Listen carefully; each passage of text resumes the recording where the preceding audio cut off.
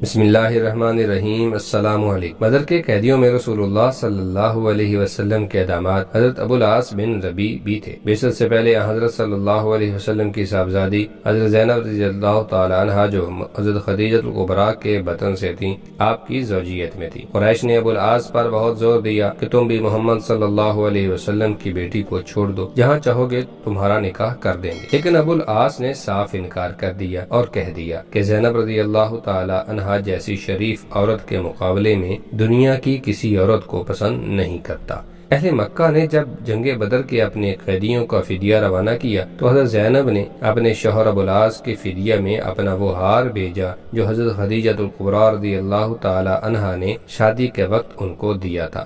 حضرت صلی اللہ علیہ وسلم اس ہار کو دیکھ کر آپ دیدہ ہو گئے اور صحابہ سے فرمایا، اگر مناسب سمجھو تو اس ہار کو واپس کر دو اور اس قیدی کو چھوڑ دو۔ تو سب نے سر تسلیم خم کیا، قیدی بھی رہا کر دیا گیا اور ہار بھی واپس ہو گیا۔ مگر رسول اللہ صلی اللہ علیہ وسلم نے ابو العاص سے یہ وعدہ لے لیا کہ مکہ پہنچ کر زینب کو مدینہ بھیج دیں۔ ابو العاص نے مکہ پہنچ کر زینب کو مدینہ جانے کی اجازت دے دی اور اپنے بھائی کنانہ بن ربیع کے روانہ کیا۔ کنانہ نے عین دوپہر کے وقت حضرت زینب رضی اللہ تعالی عنہا کو اونٹ پر سوار کرایا اور ہاتھ میں تیر کمان لی اور روانہ ہوئے۔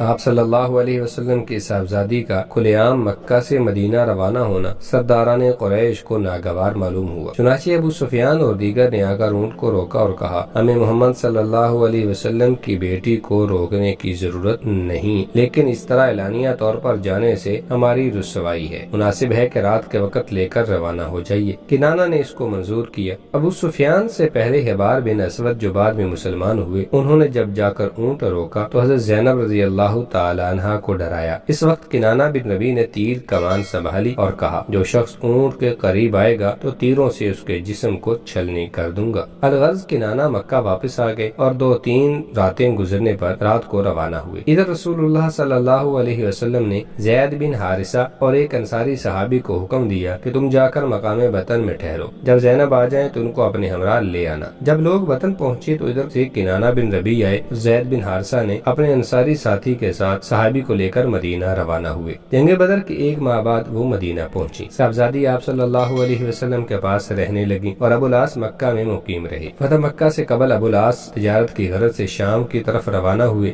چونکہ اہل مکہ کو آپ کی امانت اور دیانت پر اعتماد تھا، اس لیے لوگوں کو سرمایہ بھی شریک تجارت تھا۔ شام سے واپسی میں مسلمانوں کا ایک دستہ ملا، اس نے تمام مال و متاع ضبط کر لیا اور ابو العاص مدینہ پہنچ گئے۔ رسول اللہ صلی اللہ علیہ وسلم جب صبح کی نماز کے لیے تشریف لائے تو معلوم ہوا کہ ابو العاص بن ربیع کو پناہ دی گئی ہے۔ رسول اللہ صلی اللہ علیہ وسلم جب نماز سے فارغ ہوئے تو لوگوں کی طرف متوجہ ہوئے اور ارشاد فرمایا، قسم اس ذات پاک کی کہ محمد کی جان اس کے ہاتھ میں ہے، مجھ کو اس کا مطلق علم نہیں جو ہوا، اور جس وقت تم نے سنا وہی میں نے سنا۔ تحقیق خوب سمجھ لو، مسلمانوں میں ادنا سے ادنا اور کمتر سے کمتر بھی پناہ دے سکتا ہے۔ پھر ارشاد فرمایا کہ تم لوگ مناسب سمجھو تو ان کا مال واپس کر دو، ورنہ وہ اللہ کا عطیہ ہے جو اللہ نے تم کو عطا کیا اور تم ہی اس کے مستحق ہو۔ یہ سنتے ہی صحابہ کرام رضوان اللہ علیہم اجمعین نے کل مال واپس کیا۔ کوئی ڈول لا رہا تھا اور کوئی رسی اور کوئی لوٹا اور کوئی چمڑے کا ٹکڑا، غرض مال کا ذرہ ذرہ واپس کر دیا۔ ابو العاص کل مال لے کر روانہ ہوئے اور جس کا تھا اس کا حصہ پورا ادا کر دیا۔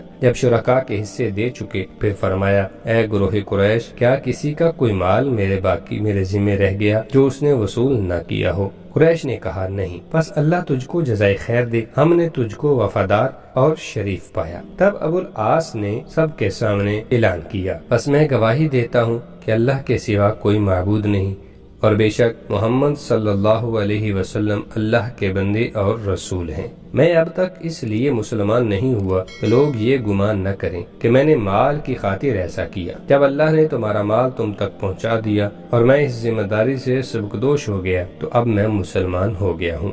اس کے بعد ابو العاص مکہ سے مدینہ چلے آئے۔ تب رسول اللہ صلی اللہ علیہ وسلم نے پھر حضرت زینب رضی اللہ تعالی عنہا کو آپ کی زوجیت میں دے دیا۔